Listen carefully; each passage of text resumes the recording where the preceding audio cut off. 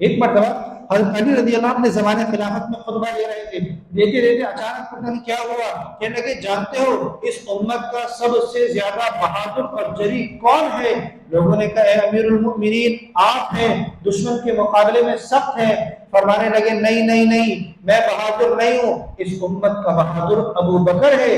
جب ہم میں سے ہر ایک یہ سوچ رہا تھا کہ کون حضور کو مشرکین سے بچائے گا، ہم سوچ ہی رہے تھے، ابو بکر بغیر سوچے سمجھے مشرکین کے جتھے میں گھس گیا، اور اس ابو بکر رضی اللہ عنہ نے اس جتھے سے حضور صلی اللہ علیہ وسلم کی حفاظت فرمائی۔ بسم اللہ الرحمن الرحیم۔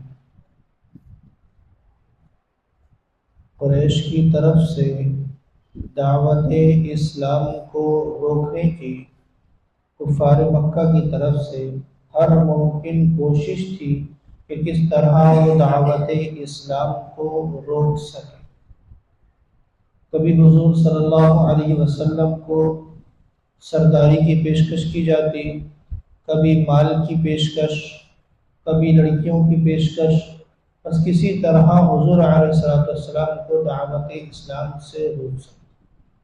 ایک مرتبہ یہ مشرکین مکہ جناب رسول اللہ صلی اللہ علیہ وسلم کے پاس آتے ہیں اور آپ صلی اللہ علیہ وسلم سے کہتے ہیں کہ اے محمد، آپ کہتے ہیں جس طرح آپ سے پہلے انبیاء آئے، داؤد آئے، عیسیٰ آئے، موسیٰ آئے، اور انہوں نے اللہ سے جو باتیں کی اللہ نے ان کے مطالبات، ان کی قوم کے مطالبات پورے کیے۔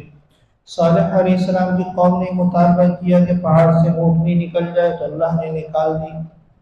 تو آپ کے بقول آپ کا رب سب کرنے پر قادر ہے، آپ کا رب جو چاہے جیسے چاہے کر سکتا ہے، تو ہمارے لیے بھی چند کام کروا دیجئے۔ تو ہمیں کیا کہنے لگے، ایک کام تو یہ کیجئے کہ یہ مکہ میں پہاڑ بہت زیادہ ہیں، یہ سارے پہاڑ مکہ سے اطراف میں چلے جائیں، دائیں بائیں چلے جائیں، اور مکہ کا علاقہ ایسا ہو جائے جیسے یمن اور شام کا علاقہ ہے، سرسبز ہے، نہریں ہیں، کھیتیاں ہیں، ایسا ہمارا مکہ ہو جائے۔ ایک کام تو یہ کریں۔ دوسرا کام یہ کریں کہ ہمارے بڑوں میں سے ایک بزرگ تھے قصی، فَإِنَّهُ كَانَ شَيْخًا صُدُوقًا، یہ ہمارے سچے بزرگوں میں سے ایک بزرگ تھے، قصی کو زندہ کر دیں۔ جیسے عیسیٰ کے لیے اللہ نے مردوں کو زندہ کرنا آسان کر دیا، آپ بھی عیسیٰ کے بھائی ہیں تو آپ قصی کو زندہ کر دیجئے۔ اور ایک کام یہ کیجئے کہ آپ کے ساتھ آسمان سے ایک فرشتہ اترے، وہ اس بات کی گواہی دے کہ آپ اللہ کے رسول ہیں، ہم مان لیں۔ ایک کام یہ کیجئے، مالی حاضر رسول یأکل الطعام ویمشی فی الاسواق، آپ بھی ہماری طرح انسان ہیں، بازاروں میں جاتے ہیں، کھانا کھاتے ہیں، آپ یہ کام چھوڑ دیں، آپ یہ کام چھوڑ دیں، آپ نہ بازاروں میں جائیں نہ آپ کھانا کھائیں، ہمارے لیے پہاڑوں کو ہٹا دیں کہ سبزہ ہو جائے، کھیتی باڑی ہو، یہاں پر ہریالی ہو، سبزہ ہو، ہمارے مردے زندہ ہو جائیں، ان سے پوچھیں، آپ کے ساتھ فرشتہ ہو۔ یہ مطالبات حضور علیہ السلام سے کیے۔ حضور صلی اللہ علیہ وسلم نے فرمایا اللہ نے میری بعثت تمہارے مطالبات پورے کرنے کے لیے نہیں کی ہے کہ تم مجھ سے بھیجا مطالبات کرتے رہو، اور میں تمہارے مطالبات تمہارے مطالبات کے بارے میں اللہ سے دعا کرتے رہو اور تمہارے مطالبات پورے ہوتے رہے۔ اللہ نے میری بعثت اس مقصد کے لیے نہیں کی، مجھے بشیر اور نذیر بنا کر اللہ نے بھیجا ہے، میں تو تمہیں صرف خوشخبریاں سنانے والا اور ڈرانے والا ہوں، جو تم میں سے میری بات مانے اس کے لیے دونوں جہانوں کی کامیابیاں ہیں، جو نہ مانے تو میں صبر اور اللہ سے دعا کروں گا۔ اس کے بعد مشرکین کا ایک وفد آتا ہے اور کہتا ہے یا رسول اللہ ایک کام کیجئے، ہم نے اتنی ساری پیشکشیں کی ہیں آپ نے کوئی نہ مانی، ایک کام کریں صرف صفا کو سونے کا پہاڑ بنا دیں۔ صفا جو پہاڑ ہے وہی صفا ہے، اس صفا کو سونے کا پہاڑ بنا دیں۔ آپ صلی اللہ علیہ وسلم کے دل میں یہ بات آ رہی تھی کہ کہ اللہ کے لیے کیا مشکل ہے، اللہ یہ ان کا مطالبہ پورا کر دے، پہاڑ کو سونے کا بنا دے تو یہ سارے مکہ والے مسلمان ہو جائیں گے۔ حضرت جبرائیل علیہ السلام تشریف لاتے ہیں اور کہتے ہیں یا رسول اللہ یہ جو مطالبہ کر رہے ہیں صفا کو سونے کا پہاڑ بنانے کا، ان کا مقصد آپ پر ایمان لانا نہیں، ان کا مقصد ضد اور آپ کو تنگ کرنا ہے۔ یہ تو اللہ کے عذاب سے اس لیے بچے ہوئے ہیں کہ آپ ان میں موجود ہیں۔ ما کان اللہ لیعذبہم وانت فیہم، کہ اللہ کے نبی آپ ان میں موجود ہیں، اس لیے عذاب سے بچے ہوئے، ورنہ اللہ کب کے ان کو عمومی عذاب میں مبتلا کر دیتا۔ یہ آپ سے مطالبات کر رہے ہیں، ان کا مقصد آپ کو تنگ کرنا ہے، ایمان لانا نہیں۔ اس لیے کہ اللہ کی عادت یہ ہے کوئی قوم مطالبہ کرتی ہے معجزے کا، اللہ معجزہ دے دیتے ہیں، اور اگر اس کے بعد وہ قوم ایمان نہ لائے تو اللہ اس کو ہلاک کر دیتے ہیں، اور ان کا مقصد ایمان لانا نہیں، آپ کو تنگ کرنا ہے۔ مشرکین مکہ ایک مرتبہ جمع ہوتے ہیں اور نضر بن حارث، عقبہ بن ابی معیط، یہ سارے سربراہ جمع ہوتے ہیں اور یہ کہتے ہیں ہم نے تو ہر اعتبار سے کوشش کی کہ محمد کو عاجز کر دیں، لیکن ہم عاجز نہ کر سکے۔ ایک کام کرو، ہمارے درمیان کا ایک وقت مدینہ جائے اہل کتاب کے پاس اور ان سے یہ کہے کہ ایسے سوالات بتاؤ کہ ہم محمد کو عاجز کر سکیں۔ یہ کفار مکہ کا وقت مدینہ جاتا ہے اہل کتاب کے پاس اور ان کے سامنے یہ بات رکھتا ہے کہ ہمارے درمیان ایک نوجوان ہے جس نے نبوت کا دعویٰ کیا، وہ کہتا ہے میری طرف اللہ کی طرف سے وحی آتی ہے، آپ ہمیں ایسے سوالات دو ہم اس کو خاموش کرا دیں۔ یہود کہتے ہیں اہل مدینہ یہ تو کوئی بڑی بات نہیں، ہم تمہیں 3 سوالات بتا رہے ہیں، ان تینوں سوالات کو جا کر ان سے پوچھ لو، اگر وہ سچے نبی ہوں گے تو جواب دے دیں گے اور جواب نہ دے سکیں تو وہ جھوٹے نبی ہیں۔ یہ خوش ہو گئے، کہا بتا دو کیا سوالات ہیں۔ انہوں نے 3 سوال کیے کہ ایک سوال کا جواب مختصراً دیں گے اور 2 کا جواب جو ہے وہ تفصیلی دیں گے۔ جس کا جواب مختصراً دیں گے وہ روح کے متعلق ہے، ان سے پوچھو روح کیا چیز ہے، اور جن 2 سوالوں کا جواب تفصیلی دیں گے، ایک اصحاب کہف کے بارے میں پوچھنا کہ وہ غار والوں کا واقعہ کیا ہے، اور دوسرا اس شخص کے متعلق پوچھنا جس نے مشرق اور مغرب کا سفر کیا۔ دونوں جانب زمین کی انتہا پر پہنچا، مغرب میں بھی سفر کرتے کرتے انتہا پر، مشرق میں بھی سفر کرتے کرتے انتہا پر۔ اس کا قصہ کیا ہے بتائیے۔ اگر انہوں نے بتا دیا وہ سچے نبی ہے اور نہ بتایا تو پھر جھوٹے نبی ہیں۔ یہ وقت کفار مکہ کے پاس خوش آتا ہے، کفار مکہ بھی خوش ہو جاتے ہیں، اب آج محمد کو ہم خاموش کرا دیں گے۔ یہ لوگ حضور صلی اللہ علیہ وسلم کے پاس آتے ہیں کہ اگر آپ سچے نبی ہیں تو ہمیں ان تینوں باتوں کا جواب دے دیجیے۔ حضور صلی اللہ علیہ وسلم نے فرمایا کہ میں کل جواب دوں گا، لیکن کل حضور پر وحی نہ آئی۔ 1 دن 2 دن 3 دن 4 دن 5 دن حضور پر وحی نہ آئی۔ حضور علیہ السلام پریشان، مشرکین مکہ نے یہ طعنہ دینا شروع کر دیا، کیا ہو گیا محمد، تمہارا رب تم سے ناراض ہو گیا، کیا ہو گیا محمد، تمہارا رب تم کو چھوڑ کر چلا گیا۔ طرح کی باتیں کفار مکہ نے کرنی شروع کر دی۔ 15 دن تک وحی نہ آئی، 15 دن بعد وحی آئی تو اللہ رب العزت نے فرمایا نبی جب آپ کسی بات کو آئندہ مستقبل کے بارے میں کہیں کہ کام کروں گا تو اس کے ساتھ انشاءاللہ کی قید لگا دی۔ اب انشاءاللہ کہا کریں نبی جب بھی مستقبل کے بارے میں کوئی بات کہیں تو اللہ نبی کے واسطے سے امت کی گویا تربیت فرما رہے ہیں، جب مستقبل میں کوئی کام کرنے کا سوچے تو انشاءاللہ کہنا چاہیے۔ بلکہ ایک روایت میں آئے کہ اگر اس وقت بھول جائے نہ کہہ سکے تو بعد میں جب بھی یاد آئے جب بھی انشاءاللہ کہہ دینا چاہیے۔ اب 15 دن بعد وحی آئی تو پہلا سوال تھا روح کے متعلق، اس کا جواب تو مختصراً ہی دیا کہ صرف یہ روح رب کا حکم ہے، جب تک جسم میں ہے زندگی، جسم سے نکل گئی تو موت ہے۔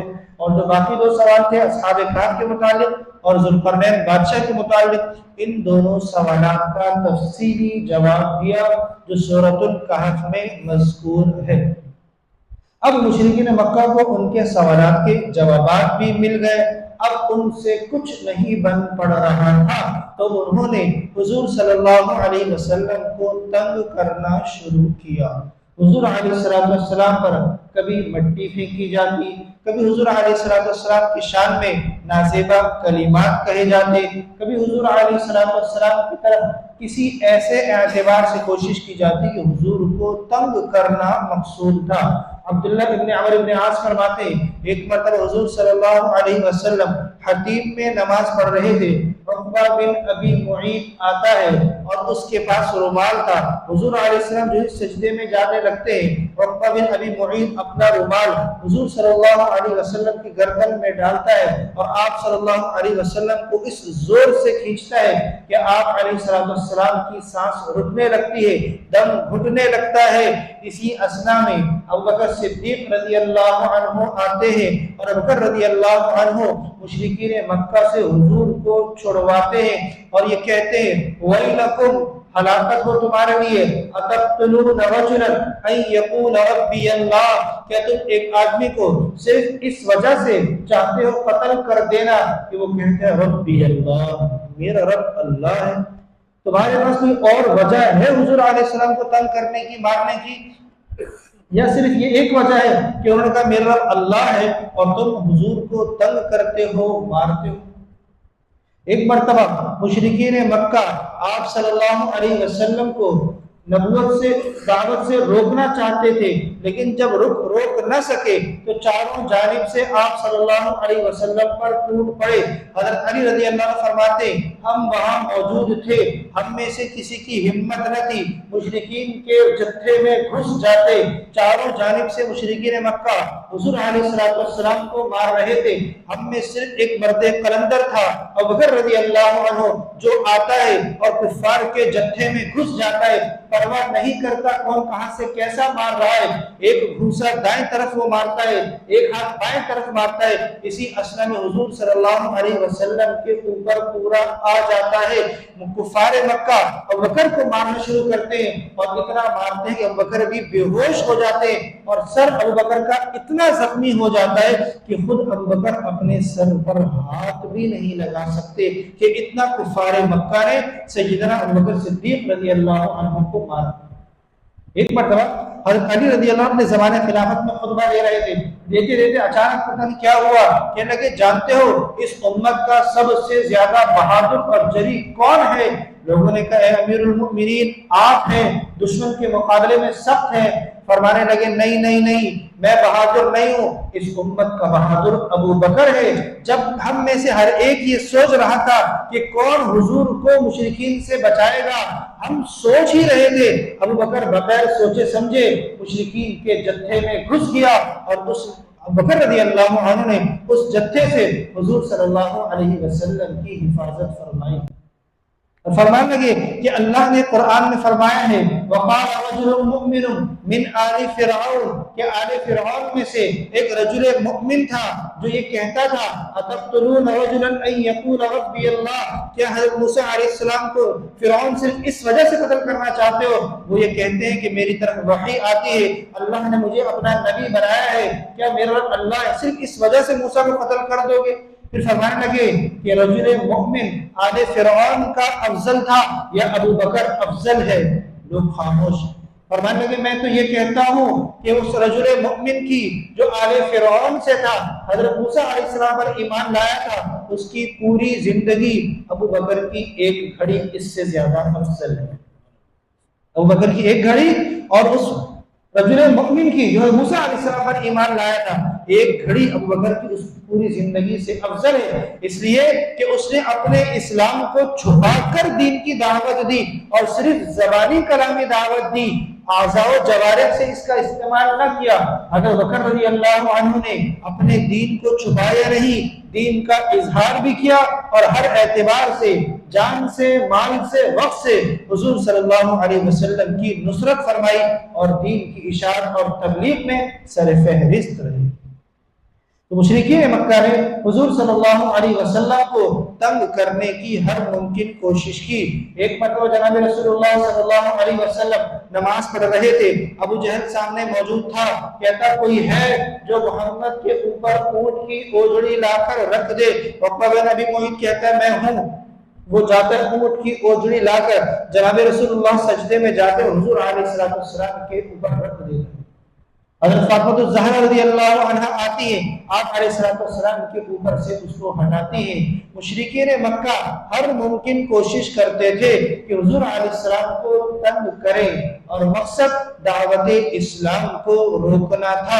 حضور صلی اللہ علیہ وسلم ان مشرکین مکہ کی تکالیف سے تنگ آ کر کبھی ایسا نہ ہوا کہ حضور نے دعوت اسلام کو روکا ہو یا کبھی دعوت اسلام میں کوئی کمی کی ہو۔ حضور علیہ السلام ہمیشہ دعوت اسلام میں مصروف رہے اور دین پھیلتا رہا حتیٰ کہ اللہ نے حضور علیہ السلام کی محنت اور کوشش سے دین کو پوری دنیا میں پھیلا دیا۔